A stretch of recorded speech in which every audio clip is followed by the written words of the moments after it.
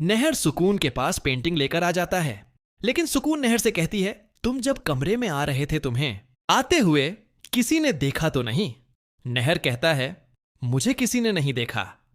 लेकिन रूही कमरे के बाहर खड़ी होती है और सुकून नहर से कहती है, नहर मुझे इस पेंटिंग में समाना होगा, लेकिन तुम्हें पेंटिंग का ख्याल रखना होगा। अगर पेंटिंग को कुछ भी हुआ तो तुम मुझे हमेशा के लिए खो दोगे। ऐसे में सुकून पेंटिंग में समाने ही वाली होती है। तभी रूही के पास घर वाले आ जाते हैं तो रूही समर से कहती है, समर नहर इस कमरे में है, लेकिन अंदर से गेट बंद है। ऐसे में समर गेट तोड़ देता है। जब घर वाले अंदर आते हैं तो वह देखते हैं सुकून पेंटिंग के अंदर समा रही है।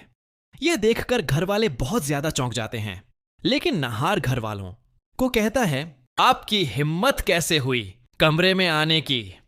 अभी इसी वक्त इस कमरे से चले जाओ।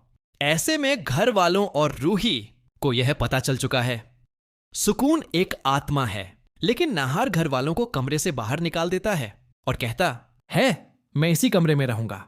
अगर कोई भी इस कमरे में आया तो अच्छा नहीं होगा। और घर वाले नीचे आ जाते हैं। ऐसे में सोनी घर वालों से कहती है, यह कैसे हो सकता है?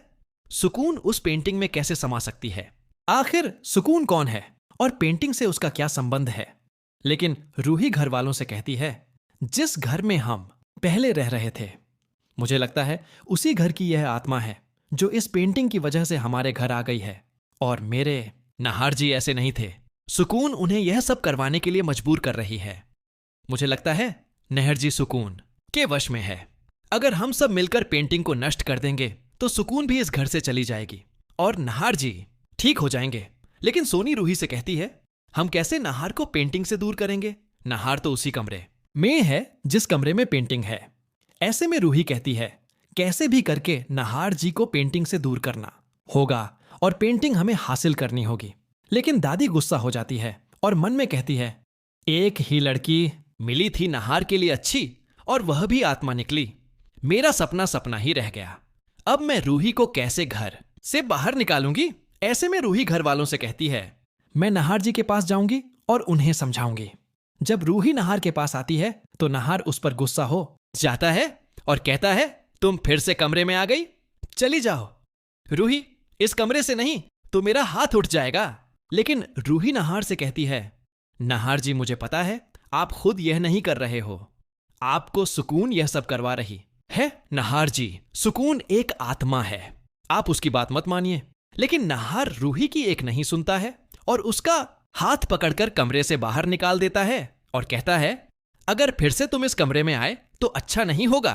कुछ देर बाद सुकून पेंटिंग से बाहर आ जाती है तो नहार सुकून से गले लगता है और कहता है, मैं तुम्हें कभी भी खुद से दूर नहीं जाने दूंगा। सुकून और नहार नीचे आते हैं तो घर वाले सुकून को देखकर बहुत ज्यादा घबरा जाते हैं।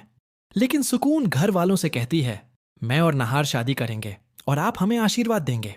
अगर किसी ने भी शादी रोकने की कोशिश की या कुछ भी करने की कोशिश की तो मैं उसे हमेशा के लिए मिटा दूंगी।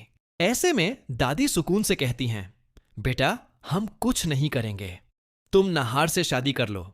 लेकिन घर वाले मिलकर यह प्लान बनाते हैं, जब नहार सुकून से शादी करने वाला होगा तभी पेंटिंग को हासिल करेंगे और उसे नष्ट करने की कोशिश करेंगे। और रूही अब यह